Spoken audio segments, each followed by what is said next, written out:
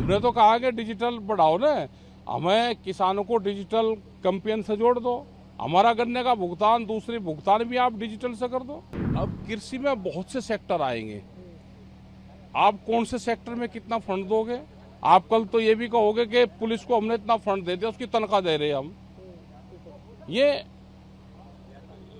जो सेक्टरों में पैसे देने की बात करी, इसको डिफाइन करना पड़ेगा कि किस सेक्टर में कितना जा रहा है और वो कहाँ लग रहा है। भाई एमएसपी गारंटी कानून दे दो।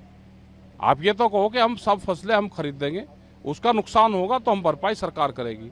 अभी बाढ़ आई, पूरा हमारा उत्तर प्रदेश और बिहार बहुत हिस्से बाढ़ से प्रभावित हुए। क्या उन किसानों को लाभ मिल रहा है? नुकसान की कोई भरपाई हो रही है? वो नहीं हो पा रही है। हमने तो कहा कि डिजिटल बढ़ाओ ना, हमें किसानों को डिजिटल कैंपेन से जोड़ दो, हमारा गन्ने का भुगतान, दूसरी भुगतान भी आप डिजिटल से कर दो।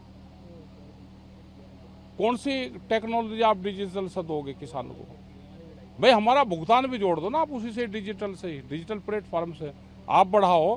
प्रधानमंत्री का पायलट प्रोजेक्ट है डिजिटल कैंपेन, आप बढ़ा दो। हमारा गन्ने का फसल तो एक साल में आती है, आ रही फसल 1-1.5 साल में, और भुगतान उसका होता है वो भी 12 महीने में, 8 महीने में। अभी कुछ फैक्ट्रियों का भुगतान जो गन्ने का है वो नवंबर दिसंबर का हुआ।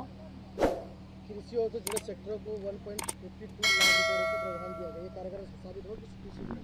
अब कृषि में बहुत से सेक्टर आएंगे, आप कौन से सेक्टर में कितना फंड दोगे? आप कल तो ये भी कहोगे कि पुलिस को हमने इतना फंड दे दिया, उसकी तनख्वाह दे रहे हैं हम। ये जो सेक्टरों में पैसे देने की बात करी, इसको डिफाइन करना पड़ेगा कि किस सेक्टर में कितना जा रहा है और वो कहाँ लग रहा है। आप भाव देने की बात नहीं करते, सारी बात करते हो भाई एमएसपी गारंटी कानून दे दो।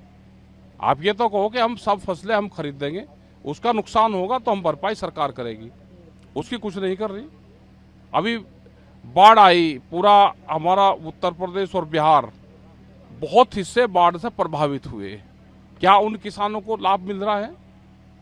नुकसान की कोई भरपाई हो रही है? वो नहीं हो पा रही है। सरकार 32 फसलों के लिए 109 किस्में की लॉन्च करेगी। नई किस्में लेकर आ रही, जिस तरह से क्लाइमेट चेंज हो रहा है वो उनका ठीक है कि उस तरह की फसलें सरकारें लेकर आ रही है, लेकिन उसमें जेनेटिकली मॉडिफाइड सीड नहीं होने चाहिए, जीएम सीड उसमें नहीं होने चाहिए।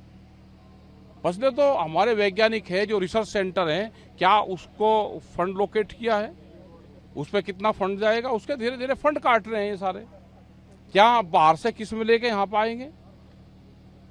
क्या वे हार्मफुल तो नहीं है? क्या वे मानव शरीर के लिए हानिकारक तो नहीं है? तो इन सब चीजों पे ध्यान हमको करना पड़ेगा।